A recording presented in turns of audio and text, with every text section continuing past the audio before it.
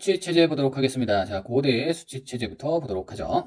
자, 삼국시대의 수치체제, 뭐 조, 용, 이런 게 있었다. 그래서 역, 공물, 조세. 그러니까 조세는 땅에 걷는 세금이 되겠고, 농사 짓는 것에 대한 세금이 되겠고, 공물은 토산물, 그 지역 특산물을 바치는 게 되겠고, 역은 군대를 이야기하죠. 그래서 이 조용조 체제는 계속 조선시대까지 이어지게 되고요. 경제, 밭을 잘 갈아서 했었다.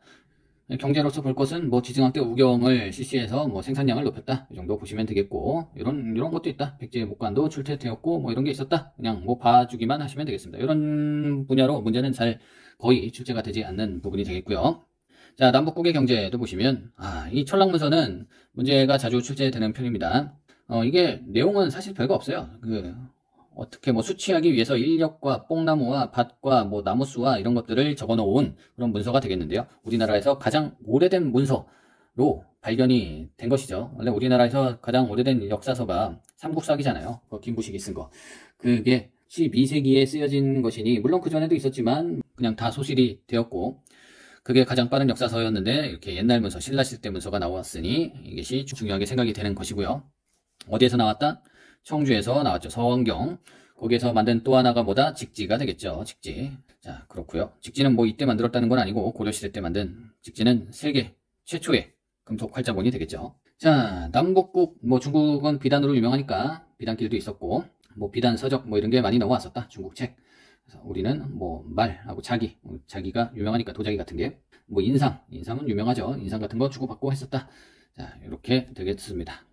자, 고려시대 때부터 조금 잘 봐주시면 되겠는데, 고려시대 때는 전식과를 시행을 했었죠. 전식과는 전지와 시지, 그러니까 농사를 지을 수 있는 땅과 땔감을 얻을 수 있는 시지, 그래서 이런 전식과 체제를 갖추고 있었고, 자, 파름절을 조금 기억해 주셔야 되겠습니다. 태경목문 역시개경, 태경목문 역시개경, 여기에요.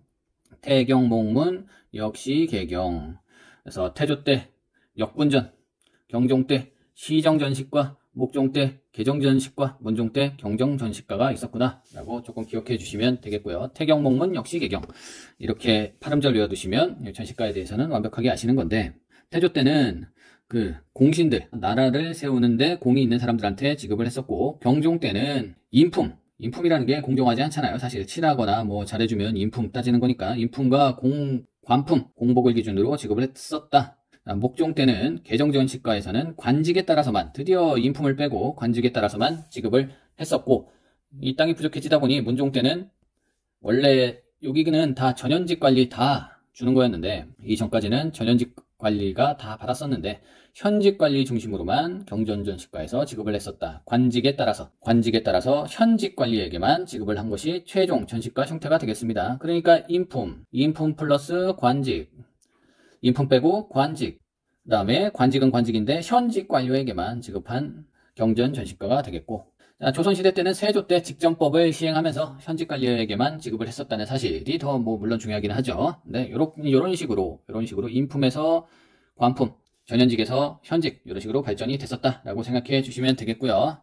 그 다음에 뭐 수공업이 발달을 했기 때문에 이런 수공업 물품을 수출을 했었다. 뭐 비말, 도자기, 서적, 비단 계속 들어오고 있고, 금은 인삼 이런 게 계속 나가고 있고. 자, 그렇습니다. 자, 조선시대 때 와서 과전법의 체제와 경제 정책 보도록 하겠습니다. 과전법이라고 하는 것은 우리가 지난 시간에 배웠는데, 조선을 건국하기도 전에 위화도 회군을 하고 나서 그 다음에 과전법을 시행을 했고, 그 다음이 조선 건국이 됐었죠. 요 시대 순서를 물어보는 뭐 그런 문제도 있는데, 어쨌든 여기 보시면 공양왕 때 과전법이 전현직 관리에게 수조권을 지급하는 형태로 지급이 되었고요.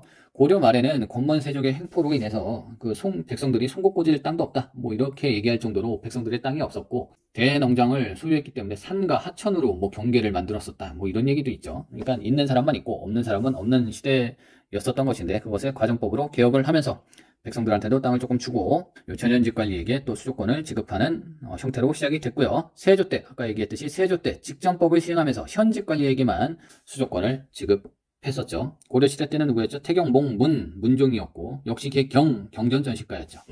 자, 그랬었고요. 자, 성종 때는 관에서 걷어서, 수조권이라는 것은 땅이 있으면 요 땅에 직접 관리가 가서 돈 내라 하면서 걷는 게 수조권이고, 관수관급제는 관에서 걷어서, 여기 관하에서 세금을 걷어서 다시 관리한테 주는 시스템이 되겠고요.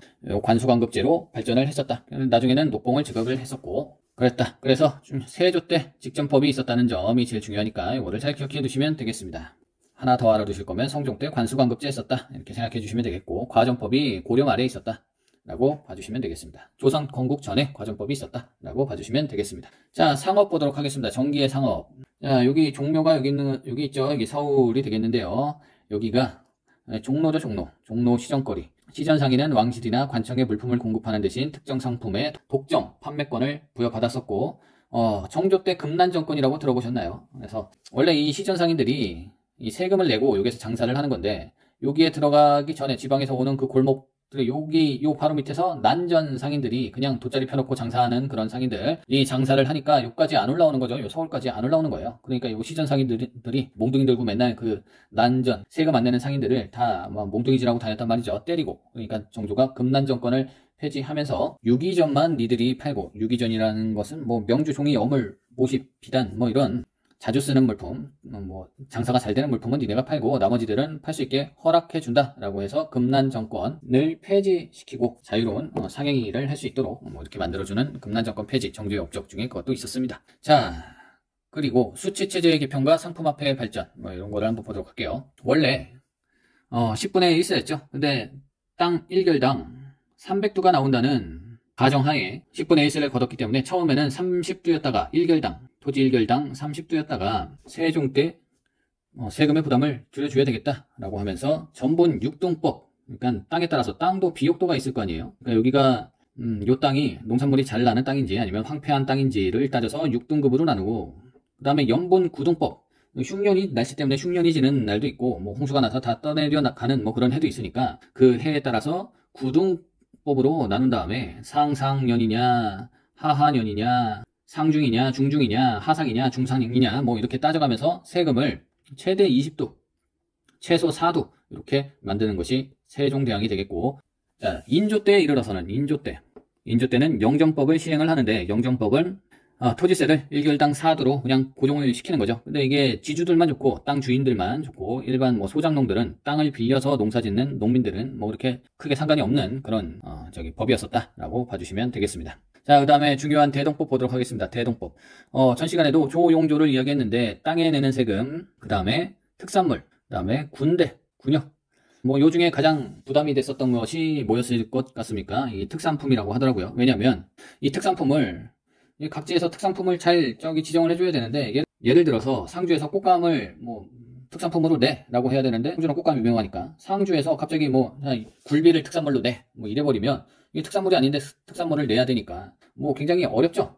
이 사와갖고 내야 되는데, 이 시대에 뭐 자동차도 없고 이게 사온 다음에 갖다가 관리한테 줘야 되는데 이거 너무 힘들잖아요. 며칠을 일을 못하니까 이거 너무 힘들고, 그러면 대신 사다 주는 사람이 있죠. 그러면 그럼 내가 사다 줄 테니까 뭐 그럼 돈을 내 해갖고 돈을 줬는데, 돈을 터무니없이 비싸게 받는 것이죠. 원래 이 굴비가 하나에 뭐 100원이라고 치면 갔다 왔으면은 갔다 오고 한 2,000원이야 2,000원 줘 해갖고 2,000원씩 받아먹고 뭐 이런 것 때문에 굉장히 힘들었단 말이죠.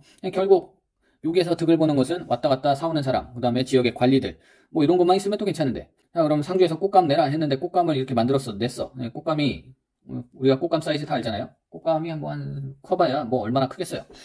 꽃감이 뭐 한 요만하다 치면, 요만한 게 제일 큰 거다 이렇게 치면 제일 좋은 걸 갖다 줬는데, 이거 뭐야, 왕한테 세금으로 바치는 건데 꽃감 상태가 왜 이래? 꽃감이 뭐 별로잖아? 아니 꽃감이 원래 제일 좋은 거 제일 큰 거 이만한 거예요. 근데 무슨 소리야? 꽃감 이만한 거 갖고 와. 이만한 꽃감 내가 봤어. 이만한 걸로 갖고 와. 안 그러면 안 내. 그런 거 도저히 없는데 어떻게 방법이 없을까요? 방법이 있지 하면서 손을 쓱 내밀면 돈을 주기 마련이죠. 그러니 이게 방납, 세금 내는 것을 방해하는 방납, 이런 그 부패가 많았기 때문에 이것을 바로잡기 위해서 광해군이 대동법을 처음에 실시하게 되는 것이죠. 그러니까 지방 관리들은 뭐 별로 안 좋지. 대동법을 실시하면 자기들이 이렇게 좀 불법으로 해먹을 수 있는 게 줄어드니까 반대가 심했지만 결국 대동법이 통과가 됐죠. 광해군 때 1차로 통과가 되고 점점 이게 숙종 때 와서 남쪽 지역까지 다 대동법이 실시가 되는데 이거를 전국적으로 시행시키는데 거의 뭐 100년이 걸리죠. 그러니까 영화 광해라고 있는데 이거 굉장히 선생님은 재밌게 봤습니다. 재밌게 잘 만든 영화인데 이때도 이 대동법에 대해서 조금 나오죠. 우리가 뭐 이걸 해야 되는데 이것 때문에 박납 때문에 힘들어서 다 팔려가고 저도 궁궐로 팔려왔습니다 하니까 그 광해가 이게 말이 되냐 하면서 대동법을 시행을 하려고 노력을 했었다라고 봐주시면 되겠고, 그래서 이 대동법은 어떻게 하겠다는 것이냐, 토지 1결당 12도로 내라, 이렇게 된 것이죠. 그러니까 이렇게 하다 보면 일단 땅 주인들이, 땅을 갖고 있는 땅 주인들이 싫어할 거고, 지주들이, 뭐 부자들이 싫어하는 그런 정책이니까 좀 오래 걸렸던 것이고, 그 다음에 쌀로 받으니까, 한양에서 쌀로 받으니까 필요한 물품을 원래 물건으로 직접 받았는데 쌀로 받으니까 필요한 물품을 사야 되잖아요. 그래서 요 공인들, 필요한 물품을 사주는 공인들이 성장했고 상품화폐의 경제가 발달을 하였다라고 봐주시면 되겠습니다. 자, 그리고 그러니까 뭐 필요한 거를 사러 갈 때 이렇게 쌀을 들고 짊어지고 갈 수는 없으니까 이런 화폐, 화폐도 많이 사용을 할 수밖에 없고, 이러면서 경제 활동이 조금 활발히 되었다라고 봐주시면 되겠죠. 요 보기가 굉장히 정답으로 자주 많이 등장을 합니다. 이게 대동법의 결과로 요게 굉장히 많이 등장을 하더라. 자, 그 다음에 균역법, 영조의 균역법 설명을 했었죠. 두 필이었는데 한 필로 감소를 시켰고, 선무궁광포 명예직을 줄 테니까 뭐 돈을 내라, 부자들도 세금 내 하면서 좀 선무궁광포를 걷기도 했고, 햇세, 어염세 등으로 충당을 하기도 했었다라고 기억해 주시면 되겠고요. 자, 농업의 변화 보도록 하겠습니다. 이 부분을 조금 설명을 드리면, 자, 농업, 지금 우리 그 시골에 가서 농사를 여러분들 많이 안 지어봤겠지만 어떻게 농사를 짓나요? 모내기법 많이 들어보셨죠? 모내기법으로 짓습니다. 자, 그 전에는 직파법으로 지었어요. 직파법이 뭐냐면, 농법에 대해서 조금 설명을 드릴게요. 땅이 이렇게 있으면 그냥 씨를 이렇게 따다다다 이렇게 던지는 거야. 던져요. 막 뿌려. 직파, 던진다. 뿌려. 이렇게 뽑으면 벼하고 피, 잡초죠. 잡초가 같이 자라는데 잡초가 훨씬 많이 자란단 말이죠. 그래서 이렇게 벼하고 잡초가 막 이렇게 무분별하게 섞여 있으니까 이 피 뽑는 게 엄청 이 노동력을 많이 소진한단 말이죠. 그래서 피 뽑으면 이 뿌리 때문에 벼까지 같이 뽑히는 경우도 많고, 요 피를 뽑아야 되는데 비슷하게 생겨갖고 벼를 뽑는 경우도 많고, 그러니까 요거 맨발로 들어갔다가 벼를 밟으면서 피를 뽑는 경우도 많고, 그러니까 생산량도 줄고 노동력도 많이 든단 말이죠.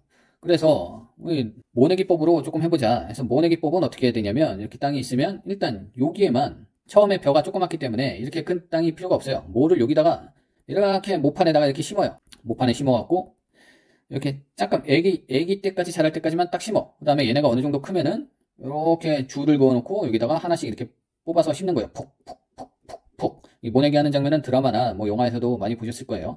이렇게 심으면 모가 어느 정도 자란 상태에서 왔기 때문에 피가 이제 슬 자라려고 할 때 이렇게 그냥 밟아버리면 되거든요. 툭 뽑아버리면 되고, 그러면 뿌리도 같이 뽑히는 일이 없고 이렇게 줄지어서 심을 수 있기 때문에 피 뽑기도 굉장히 편리하고, 그 다음에 더 좋은 거는 원래 보리를 심는 기간과 벼를 심는 기간이 살짝 겹쳐요. 그래서 보리를 뽑을 때까지 기다리면 벼 심을 타이밍을 놓치고, 벼를 심어야 되니까 뭐 보리보단 벼가 좋으니까 타이밍이 안 맞아갖고 이 두 개 다 같은 땅에서 농사를 짓지 못했는데, 벼를 요만큼만 처음에 모를 심으니까 요 남은 땅에 보리를 심어갖고 보리를 다 벤 다음에 그 다음에 모내기로 이렇게 모를 옮겨 심으면 이 기간이 겹치지 않게 할 수 있단 말이죠. 이 보리를 수확을 할 수가 있는 거예요. 이모작이 가능하고, 보리는 세금이 없어. 이거를 또 그냥 먹을 수 있는 거야. 그러니까 이 모내기법이 얼마나 좋으냐 말이죠. 근데 다만 단점이 있다면 이 가뭄에 굉장히 취약하죠. 물이 흥건하게 있어야 모를 푹푹푹 뽑는데 여기 땅이 말라 있으면 모를 심을 수가 없거든요. 그래서 이런 단점 때문에 그러면 한 해 농사를 완전히 망칠 수 있다라는 이유로 모내기법을 하지 않았었는데, 결국 이 모내기법이 쉬우니 그냥 모내기법으로 하고, 또 이렇게 하면 농사지을 인력이 남죠. 뭐 정확한 수치는 아니겠지만 80%의 노동력이 감소한다라고 하네요. 생산량은 증가하고 보리도 먹을 수 있고 노동력은 80% 감소하고, 그러면 내가 땅 주인 입장에서 이 땅을 경작하는데 옛날에는 5명이 필요했어. 근데 이제 모내기법을 하고 나니까 1명만 필요하네? 나머지 4명을 내가 거둘 필요가 없어. 4명을 해고했어. 4명을 해고했다고. 그러면 이 4명은 어떻게 해요? 어떤 사람은 이제 농사 못하겠네 하고 사과 농장이나 할까? 사과를 심기도 하고, 어떤 사람은 화전민이 되기도 하고, 불을 질러서 거기에다 농사를 새로 짓기도 하고 화전민이 되기도 하고, 어떤 사람은 뭐 담배나 한번 심어볼까 하고 담배를 재배하기도 하고, 어떤 사람은 상인이 되기도 하고. 그러니까 이런 상품성 있는 그런 물건들을 제작하기 시작하는 것이죠. 어떤 사람은 수공업자가 되고, 이렇게 되니 경제가 발전을 했다. 그래서 조선 말이 되면 담배, 밭, 북도지방의 삼배, 한삼, 모시밭, 전주, 고구마 이런 다양한 상품, 작물들이 생겨나게 되고 시장 경제도 발전을 하게 되더라 라고 생각해 주시면 되겠습니다. 자, 문제도 풀어보도록 하겠습니다. 밑줄 친 이 법에 대한 설명으로 옳은 것은 광해군 때 박납의 폐단을 적파하기 위해 대동법을 시행했죠. 우선 경기도 지역만 시범적으로 실시했고 전국적으로 확산되는데 시간이 오래 걸렸다. 자, 공인이 성장하는 계기가 되었다. 정답이네요. 그죠? 이 보기로 답이 걸리는 게 거의 한 7, 80% 정도는 되는 것 같아요. 대동법에서. 이 보기를 잘 알아두시고 나머지들은 자, 지계함은 지계 발급한 거는 고종 때, 대한제국 때, 관리 전지시지 전식과 고려 때 사회, 이건 전혀 상관없는 얘기, 유상물, 이거는 그 해방되고 이후에 있었던 이야기가 되겠습니다. 자, 그리고 다음 대화가 이루어지는 시기에 볼 수 없었던 것은, 이런 다음 대화, 다음 상황의 시대, 이러면 거의 8, 90%는 조선 후기라고 보시면 돼요. 이연 7패를 돌아보니 통공정책으로 금난정권이 폐지되었다. 정조 때 이야기죠. 다 조선 후기입니다. 이런 거는 다. 이 보기도 거의 계속 똑같아요. 그러니까, 이런 게 나오면 거의 조선 후기고, 이런 보기도 받으시면 다 익숙할 겁니다. 비슷한 문제만 계속 나오기 때문에. 한글 소설을 읽는 여성, 이거 조선 후기가 맞고요. 봉오동 전투, 이 독립군, 뭐죠? 화백회의에 이거 옳은 것이니까 보기가 자주 나오는 게 이거 하나밖에 없네요. 그죠? 한글 소설을 읽는 여성이 되겠습니다. 자주 등장하는 보기로는 전시무역, 후시무역을 하는 사람, 담배를 피는 사람, 이런 것들이 자주 등장을 합니다. 자, 이상 마치도록 하겠습니다.